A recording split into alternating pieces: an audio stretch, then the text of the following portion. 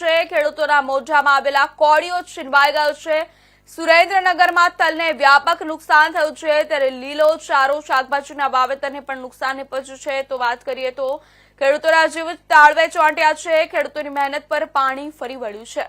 આર્થિક નુકસાન અંગેની ભીતિ સર્જાઈ હતી, જ્યારે તલનો પાક ભીંજાઈ ગયો, આડો પણ પડી ગયો। વ્યાપક નુકસાન અંગેની સર્જાઈ છે ભીતિ, અને તે થયું છે।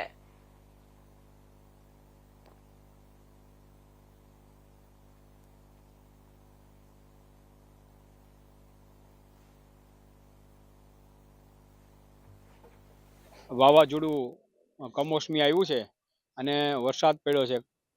એની અંદર વઢવા સુરેન્દ્રનગર જિલ્લાની અંદર બધા તાલુકાઓની અંદર મહદ અંશે થોડો ઘણો વરસાદ થયો છે। અને આ વરસાદની અંદર જે ખેડૂતોએ ઉનાળુ પાકનું વાવેતર કર્યું હતું એની અંદર જે લોકોને અજમો ઊભો હતો, અજમાના પાથરા પડ્યા હતા, તેમજ અત્યારે ઉનાળુ જેને લીલો ચારો વાવ્યો હતો એ લોકોને ભારે નુકસાની સહન કરવામાં વારો આવ્યો છે।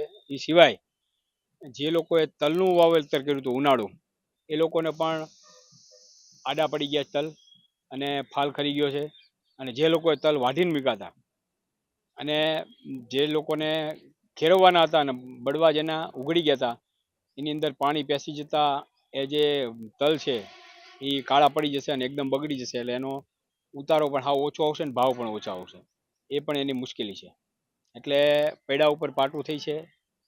ચોમાસાની અંદર અતિવૃષ્ટિમાં જે કંઈ નુકસાન થયું એ ભરપાઈ કરવા માટે ખેડૂતોએ ઉનાળુ પાકનું વાવેતર કરવું પડ્યું હતું।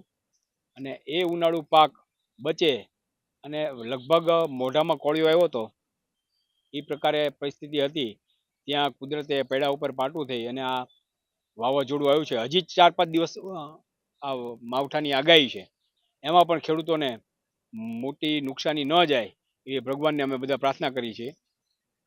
અને ખેડૂતોને માટે જે સરકાર છે એ યોગ્ય જે કોઈ નુકસાન થઈ છે એનું કંઈ પણ વળતર આપે એવી લોકોની માગણી છે।